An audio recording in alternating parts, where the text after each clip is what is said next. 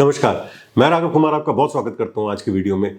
इस समय हर major asset class, gold हो, सिल्वर हो, टेक स्टॉक्स हो, इंडियन स्टॉक मार्केट हो या क्रिप्टो, एक साथ क्रैश होते दिखाई दे रहे हैं। हेडलाइंस चिल्ला चिल्ला के कह रही है blood bath, deep red charts, crypto winter and market crash repeats. Gold volatile है, सिल्वर वायलेंट स्विंग्स ले रहा है, नास्डैक भी करेक्ट हो रहा है, निफ्टी प्रेशर में है, बिटकॉइन अपने हाई से शार्पली नीचे आ चुका है। जब सब कुछ एक साथ गिरता है तो इन्वेस्टर्स सिर्फ एक इमोशन महसूस करते हैं और वो है पैनिक। लेकिन पैनिक करने से पहले समझते हैं कि असल में हो क्या रहा है, रियल मैक्रो ड्राइवर्स क्या है, टेक्निकल मैकेनिक्स और कैपिटल फ्लोज को देख करके ये अंदाजा लगाने की कोशिश करते हैं कि आखिर ये पैसा जा कहां है और अगर सारी एसेट क्लास से पैसा निकल रहा है तो किस एसेट क्लास में ये इन्वेस्ट हो रहा है। मार्केट्स रैंडम कोलैप्स नहीं करते, वो हमेशा अपने आप को रीप्राइस करते हैं। वीडियो में आगे बढ़ने से पहले आपको याद दिलाता हूं कि अगर आप मेरे पर्सनल इन्वेस्टमेंट्स के साथ कनेक्ट होना चाहते हैं, आप जानना चाहते हैं कब मैं कौन से स्टॉक में इन्वेस्ट कर रहा हूं और उनकी रिसर्च रिपोर्ट से आप भी सीखना चाहते हैं कि कैसे स्टॉक मार्केट में पैसा इन्वेस्ट किया जाता है और रियल टाइम में मल्टी बैगर्स को सिलेक्ट किया जाता है, तो वेबसाइट का लिंक नीचे डिस्क्रिप्शन में है। सबसे पहले डिस्कस करते हैं गोल्ड एंड सिल्वर। ट्रेडिशनली जब फियर बढ़ता है तो लोग गोल्ड और सिल्वर खरीदते हैं, लेकिन फरवरी 2026 की शुरुआत में दोनों मेटल्स में शार्प डिक्लाइन देखने के लिए मिला। गोल्ड एक सिंगल ग्लोबल ट्रेडिंग सेशन में 2.5% से ज्यादा गिरा और $5,000 पर आउंस के नीचे स्लिप कर गया, जिसके बाद वो स्टेबलाइज हुआ।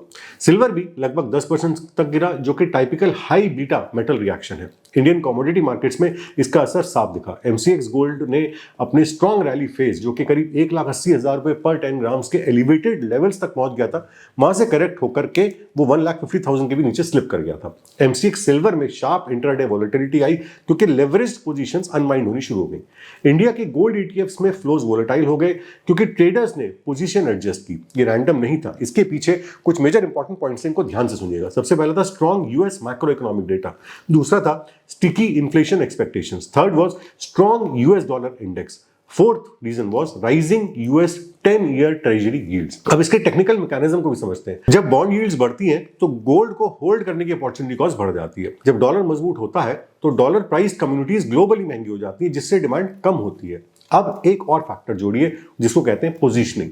पिछले महीने में गोल्ड और सिल्वर स्ट्रॉन्ग रैली कर चुके थे। एक्सटेंडेड रैलीज के बाद कमिटमेंट ऑफ ट्रेडर्स, जिसको सीओटी बोलते हैं, उस डेटा में हेवी स्पेक्युलेटिव पोजीशनिंग दिखाई दी।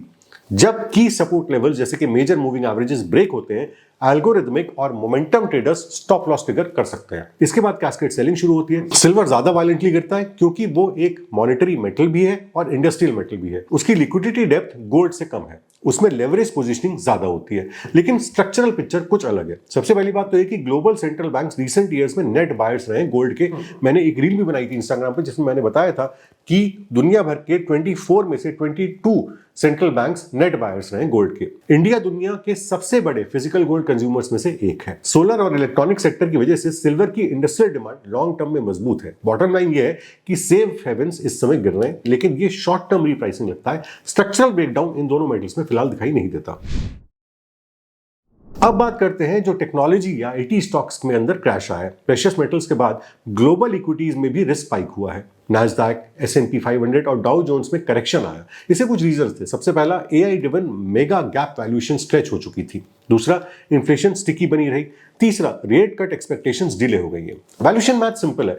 Growth stocks long duration assets होते हैं, उनकी वैल्यू फ्यूचर अर्निंग्स पर डिपेंड करती है, ना कि आज वो क्या कर रहे हैं। जब बॉन्ड यील्ड्स बढ़ती हैं, डिस्काउंट रेट बढ़ता है, प्रेजेंट वैल्यू गिरती है। सबसे पहले टेक स्टॉक्स हिट होते हैं। अब इंडिया से कनेक्ट होते हैं। इंडियन आईटी कंपनीज अपने रेवेन्यू का बड़ा हिस्सा यूएस और ग्लोबल क्लाइंट से कमाती हैं। जब यूएस टेक स्टॉक्स करेक्ट करने लगते हैं तो रिसेशन फियर्स बढ़ते हैं, डॉलर मजबूत होता है और global clients tech spending delay करने लगते हैं। तो Indian IT stocks broader index से तेजी से कनेक्ट होते हैं। रीसेंट सेशंस में हमने देखा है कि इंडिया में निफ्टी आईटी अंडर परफॉर्म कर रहा है। लार्ज कैप आईटी नेम्स में भी प्रॉफिट बुकिंग हुई है और FII selling export oriented sectors में कॉन्सेंट्रेटेड रही है। इंस्टीट्यूशनल डेटा भी यही दिखाता है कि ग्लोबल बॉन्ड फंड्स में मल्टीपल वीक्स से इनफ्लोज है। यूरोप और एशिया की तरफ ज्योग्राफिक रोटेशन है। हाई वैल्यूएशन एक्सपोजर रिड्यूस किया जा रहा है, जो कि क्लासिक डी-रिस्किंग है। ये कोलैप्स नहीं है बल्कि मनी का रोटेशन है। अब बात करते हैं निफ्टी और इंडियन मार्केट्स की। सेंसेक्स और निफ्टी भी प्रेशर में आ गए। रीसेंट सेशंस में लाखों करोड़ों की मार्केट कैप में इरोजन आया है, लेकिन पैनिक और स्ट्रक्चर में अंतर समझना जरूरी है। इंडिया का करेक्शन किन किन फैक्टर से ड्राइव हो रहा है? सबसे पहला फैक्टर है एफआईआई आउटफ्लोज, जो कि ग्लोबल रिस्क ऑफ के कारण हुए हैं। दूसरा कारण है स्ट्रॉन्ग डॉलर का ईएम फ्लोज पर प्रेशर, और तीसरा कारण है आईटी और फाइनेंशियल हेवीवेट्स का इंडेक्स को नीचे की तरफ ड्रैग करना। इसके साथ साथ ही इंडिया विक्स में भी एक वॉलेटिलिटी स्पाइक आया है। इंपॉर्टेंट न्यूएंस ये है कि डोमेस्टिक इंस्टीट्यूशनल इन्वेस्टर्स और एसआईपी फ्लो स्ट्रक्चरली मजबूत है।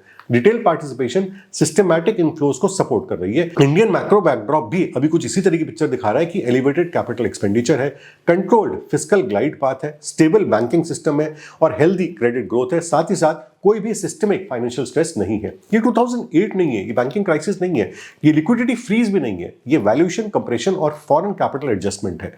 टेक्निकल स्टैंड पॉइंट से निफ्टी रीसेंट हाई से कनेक्ट हुआ है। प्रीवियस कंसोलिडेशन जोन्स के सपोर्ट टेस्ट हो रहे हैं। मार्केट ब्रेड्थ नैरो हो गई है, लेकिन सभी सेक्टर्स में कोलैप्स नहीं है।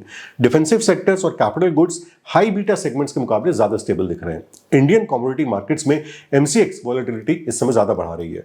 Rupee movement imported commodity price swings को एम्पलीफाई कर रहा है। ट्रेडर्स ग्लोबल क्यूज पर एग्रेसिव रिएक्ट कर रहे हैं। ये ग्लोबल मैक्रो का ट्रांसमिशन है, इंडियन स्ट्रक्चरल डिटोरेशन नहीं है। क्रिप्टो मार्केट भी स्ट्रेस में है, स्पेशली बिटकॉइन लेट 2025 में लगभग $1,26,000 पर पीक हुआ था। रिस्क ऑफ सेंटिमेंट के दौरान ये मिड $60,000 की रेंज तक नीचे करेक्ट हुआ, लगभग 40 से 45% ड्रॉ डाउन हुआ इसका अपने हाई से। इस फेज को कई एनालिस्ट क्रिप्टो विंटर कह रहे हैं। आखिर क्यों? Crypto high beta liquidity asset की तरह बिहेव करता है। ये अच्छा परफॉर्म करता है जब ग्लोबल लिक्विडिटी एक्सपैंड होती है, रिस्क एपेटाइट बढ़ता है और रियल यील्ड्स गिरते हैं। वहीं दूसरी तरफ ये स्ट्रगल करता है जब लिक्विडिटी टाइटन होती है, डॉलर मजबूत होता है और वोलेटिलिटी स्पाइक होती है। क्रिप्टो अक्सर टाइटनिंग साइकिल्स में नैस्डैक के साथ कोरिलेट होता है। लेवरेज फ्यूचर्स मार्केट में लिक्विडेशंस डाउन साइड को एक्सेलरेट कर सकते हैं। शॉर्ट में क्रिप्टो आइसोलेटेड कोलैप्स नहीं कर रहा है, ये उसी लिक्विडिटी साइकिल का रिएक्शन है जो टेक स्टॉक्स को भी हिट कर रहा है। तो बड़ा सवाल यह आता है कि आखिर ये सारा पैसा जा कहां है? मनी वैनिश तो नहीं हो सकती, ये रोटेट हो रही है। करंट फ्लो पैटर्न्स ये दिखा रहे हैं कि पैसा हाई रिस्क एसेट से बाहर निकल रहा है, जैसे कि मेगा कैप टेक है, लेवरेज क्रिप्टो है या मोमेंटम कमोडिटी ट्रेडर्स से, और सेफर एसेट्स की ओर जा रहा है, जैसे गवर्नमेंट बॉन्ड्स है या short duration fixed income instruments है, डिफेंसिव इक्विटीज है या ज्योग्राफिक डाइवर्सिफिकेशन हो रहा है। इंडिया में स्पेसिफिकली डोमेस्टिक डिफेंसिव्स की तरफ शिफ्ट दिख रहा है। ब्लैंकेट सेलिंग की बजाय सेक्टर रोटेशन हो रही है और हाई बीटा मिड कैप्स में टैक्टिकल रिडक्शन हम देख रहे हैं। कमोडिटी मार्केट्स वोलेटाइल है, ब्रोकन नहीं है। Gold demand long term structurally supported है। सिल्वर की इंडस्ट्रियल डिमांड इंटैक्ट है। इंडिया की कंजम्पशन स्टोरी स्टेडी है। ये एक classic risk of capital preservation mode है। फाइनली अब आप ये जानना चाहेंगे कि what the hell is happening. इसका ईमानदारी का ब्रेकडाउन ये है कि गोल्ड और सिल्वर डेड नहीं है, वो वोलेटाइल है क्योंकि यील्ड्स और डॉलर मजबूत हुए हैं। टेक और इक्विटी करेक्शंस डिस्कनेक्टेड नहीं है, वे डिस्काउंटेड रेट रीप्राइसिंग और वैल्यूएशन नॉर्मलाइजेशन का रिजल्ट है। Indian markets global capital force पर रिएक्ट कर रहे हैं, सिस्टमिक कोलैप्स नहीं हो रहा है। क्रिप्टो वही बिहेव कर रहा है जो high beta liquidity assets risk of phase में करते हैं, शार्पली नीचे गिर रहा है। मार्केट्स रोटेट कर रहे हैं, ये रीप्राइसिंग है, ये कैपिटल का कॉस्ट ऑफ मनी के अनुसार एडजस्टमेंट है। सब एसेट्स एक साथ करेक्ट कर रहे हैं, इसलिए ज्यादा ड्रामेटिक, क्योंकि सब एसेट्स एक साथ करेक्ट कर रहे हैं इसलिए ये सारी पिक्चर ज्यादा ड्रामेटिक लग रही है। लेकिन ये मोमेंट फियर का है, कोई फंडामेंटल डिस्ट्रक्शन का नहीं है। और मार्केट्स में फियर अक्सर सबसे लाउड होता है, लेकिन हमेशा सबसे एक्यूरेट सिग्नल नहीं होता। अब अगले 2 वीडियोस में मैं 2 बहुत इंपॉर्टेंट चीजें कवर करूंगा। सबसे पहले तो मैं कवर करूंगा कि ये जो ग्लोबली और खासतौर से इंडियन मार्केट्स में आईटी सेक्टर के ऊपर जो भी ये संकट के बादल मंडरा रहे हैं, इसके अंदर कितनी डेप्थ है, कितनी सच्चाई है, इस बात को हम एनालाइज करने की कोशिश करेंगे। और दूसरे वीडियो में मैं डिस्कस करूंगा कि निफ्टी मिड कैप और निफ्टी स्मॉल कैप, यानी कि लार्ज कैप्स, मिड कैप्स और स्मॉल कैप्स ने हिस्टोरिकली क्या परफॉर्मेंसेस दिए हैं और ऐसे मार्केट्स में द वे अहेड इन तीनों तरह के सेगमेंट्स में क्या हो सकता है। अब मुझे कमेंट्स में जरूर बताइएगा अगर आप कुछ भी और इस तरह के मार्केट में मुझसे सुनना चाहते हैं। चलने से पहले आपको याद दिलाता हूं कि अगर आप मेरे पर्सनल इन्वेस्टमेंट्स के साथ डायरेक्टली कनेक्ट होना चाहते हैं, आप जानना चाहते हैं कब मैं कौन से स्टॉक्स में पैसा इन्वेस्ट करने वाला हूं, तो लिंक नीचे डिस्क्रिप्शन में है और साथ ही साथ मेरे इंस्टाग्राम चैनल का लिंक भी डिस्क्रिप्शन में, जिसको फॉलो करना ना भूलिएगा। जय हिंद।